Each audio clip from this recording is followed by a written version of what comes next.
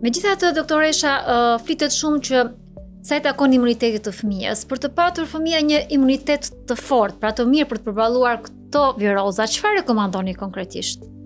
Vitaminizimi. E rëndësishme është vitamina D gjatë gjithë vitit.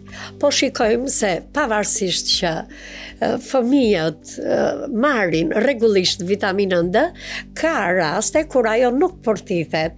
Dhe fëmijët me deficit të vitaminës D djersin mbrapa kokës dhe favorizohen nga infeksionet e fytit. Pra, duhet, në qoftë se ka një djersitje pa e gjetur shkakun, duhet këshillohen me mjekun. Nëse ai dyshon se kjo vjen nga mungesa e vitaminës D, bëhen shtesa suplemente në vitamin D.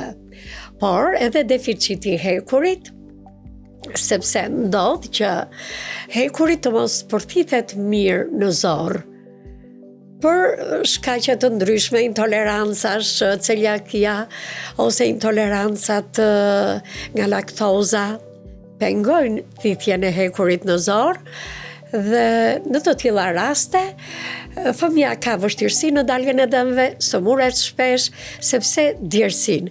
Gjithë sekreti është djersitja. Duhet të identifikojmë shkaktarin pse ky fëmijë djersin.